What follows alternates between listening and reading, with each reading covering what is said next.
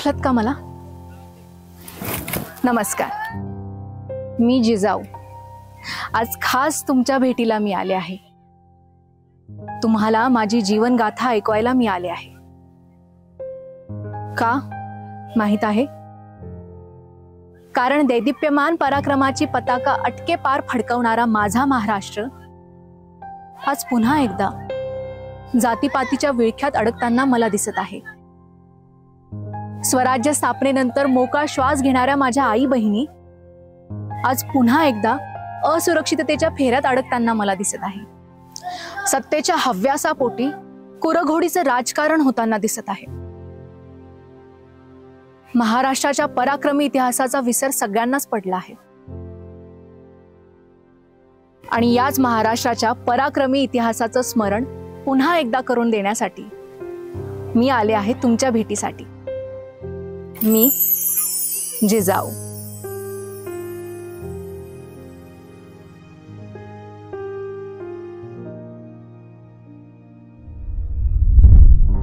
बारा जानेवारी 1598. वेळ पहाटे सकाळी ठीक 6 वाजता.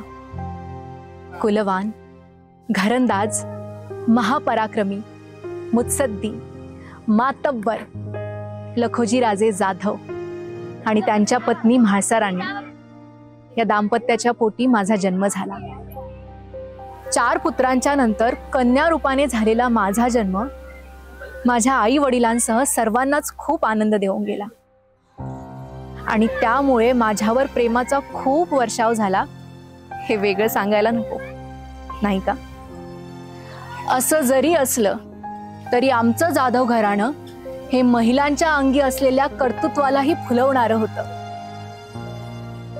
लढाईच्या निमित्ताने महिनोन महिने प्रांतातील पुरुष मंडळी जेव्हा प्रांतापासून दूर असायची तेव्हा राज्यकारभाराची धुरा ही महिलांच्याच हाती असायची आणि त्याही मुत्सद्दीपणे प्रांताचा राज्यकारभार यशस्वीपणे पार पाडायच्या.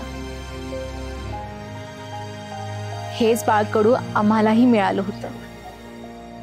घोडेस्वारी, तलवारबाजी, भाला याबरोबर प्राथमिक शिक्षण, राज्यकारभार या सगळ्यांचं प्रशिक्षण मला मिळत होतं.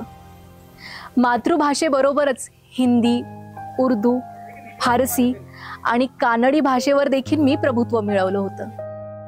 माझं व्यक्तिमत्व हे चोहो बाजूंनी समृद्ध होत होतं.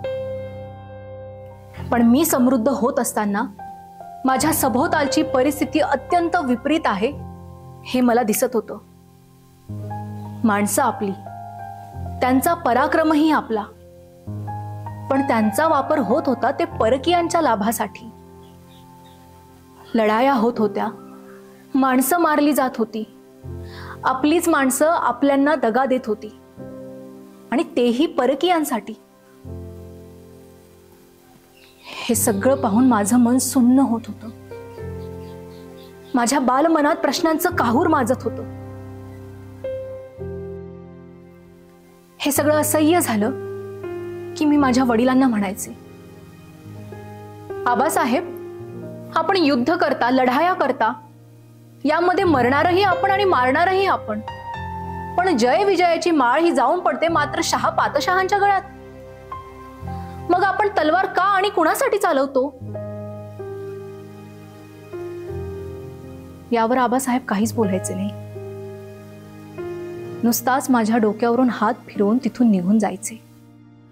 महिलांवर होणारा मुघल अत्याचार देखील मी पाहत होते. आदिलशाह, कुतुबशाह, औरंगजेब, निजाम यांचे मुघल सरदार ज्या पद्धतीने स्त्रियांची विटंबना करायचे ते सगळं निंदनीय होतं. प्रश्नांचं हे वादळ कधीही न थांबणारं होतं. हे सगळं अनुभव घेत आयुष्याचा प्रवास करत असताना माझ्या आयुष्यात एक असं वळण आलं जे प्रत्येक मुलीच्या आयुष्यात एकदा येतच. मालोजी राजे भोसले आणि उमादेवी यांचा मुलगा शहाजी राजे भोसले यांच्याशी माझा विवाह संपन्न झाला. जाधव घराण्यासारखंच भोसले घराणं देखील सुसंस्कृत आणि महापराक्रमी होतं. भोसले घराणं हे पंचक्रोशीत महादेवाचं निस्सीम भक्त म्हणून ओळखलं जायचं।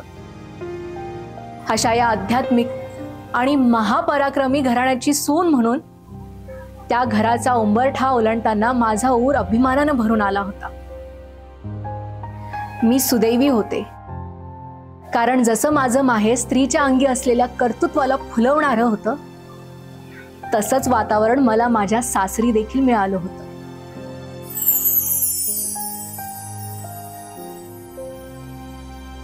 माझे पती शहाजी राजे भोसले हे महापराक्रमी होते याचा सार्थ अभिमान तर मला होताच, पण माझ्याच प्रमाणे त्यांच्याही मनात ही खंत होती की हा पराक्रम परकीयांच्या हितासाठी वापरला जातोय। हे पाहून मला अतीव समाधान वाटले। विचारांचा हा समान धागा काहीतरी नवीन करेल असं वाटत असतानाच एक दुर्दैवी घटना घडली। काय होती ही दुर्दैवी घटना हे जाणून घेण्याची उत्सुकता तुम्हाला असेलच ना? यासाठी पहा मी जिजाऊ बोलते या मालिकेचा दुसरा भाग।